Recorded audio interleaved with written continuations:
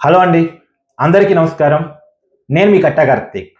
నిన్న తెలంగాణ ముఖ్యమంత్రి రేవంత్ రెడ్డి గారు ఓయూ క్యాంపస్కి వెళ్ళారు. ఉస్మానియా యూనివర్సిటీకి వెళ్ళి అక్కడ విద్యార్థులతోటి, అక్కడ ప్రొఫెసర్లతోటి మాట్లాడారు.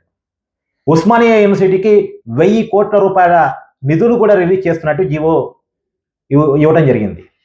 గతంలో కేసీఆర్ గారు ఓయూకి వెళ్ళటానికి కూడా భయపడేవారు. అంటే తెలంగాణ వచ్చిన కొత్తలో వెళ్ళారు. తర్వాత ఓయూకి వెళ్ళటానికి భయపడిన పరిస్థితి. ఎందుకంటే ఓయూలో పెద్ద ఎత్తున కేసీఆర్ వ్యతిరేకత క్రియేట్ అయింది. ఆ క్రియేట్ అయింది కాబట్టే మొన్న ఎన్నికల్లో ఓటమి కూడా ఎదురైంది, అది వేరే విషయం.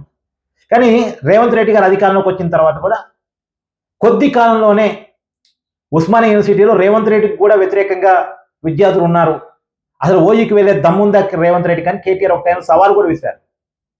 అంటే రేవంత్ రెడ్డి వచ్చిన తర్వాత ఉద్యోగాలు లేవు, హైదరాబాద్ బ్రాండ్ పడిపోయింది, యూనివర్సిటీకి నిధులు లేవు, విద్యార్థులంతా చాలా అసహనంతో ఉన్నారు, ఏదో అనుకుని రేవంత్ రెడ్డిని గెలిపిస్తే ఏమీ చేయట్లేదు అనే ఒక ఫ్రస్ట్రేషన్లో ఉన్నారనేది చాలా మందికి ఉన్న భావన.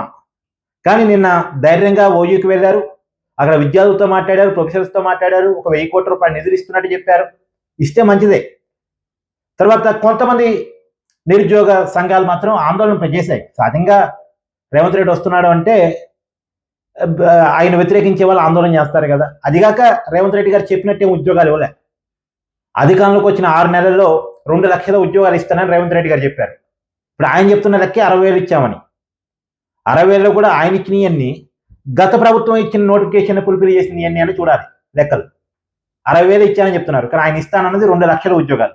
2 సంవత్సరాలు గడిచిపోయినాయి, ఇంకా 40,000 ఇస్తామని చెప్తున్నారు. 40,000 ఇవ్వటం ఏంటి? 1,40,000 ఇవ్వాలి ఇంకా బాకీ రేవంత్ రెడ్డి గారు. నిజానికి ఉద్యోగ క్యాలెండర్ ఇవ్వాలి.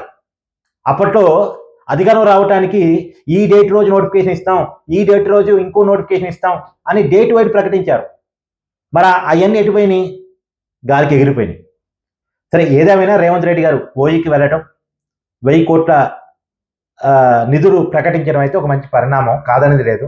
కానీ అదే క్రమంలో ఉద్యోగాల మీద దృష్టి పెట్టి ఉద్యోగ కల్పన, ప్రభుత్వంలో ఖాళీగా ఉన్న పోస్టులన్నీ నింపడం, అలానే ప్రైవేట్ రంగంలో విపరీతంగా పెట్టుబడులు క్రియేట్ చేస్తే పనికి పూనుకోవటం. నిన్న గ్లోబల్ సమ్మిట్ పెట్టారు కదా, ఇక రాబోయే కాలంలో కూడా పెట్టుబడుల ఆకర్షణ కోసం తీవ్రంగా ప్రయత్నం చేసి పరిశ్రమలు తీసుకొచ్చేసి ఎంప్లాయ్మెంట్ క్రియేట్ చేయగలిగితే బాగుంటుంది అనేటువంటిది మంచి ఆలోచన.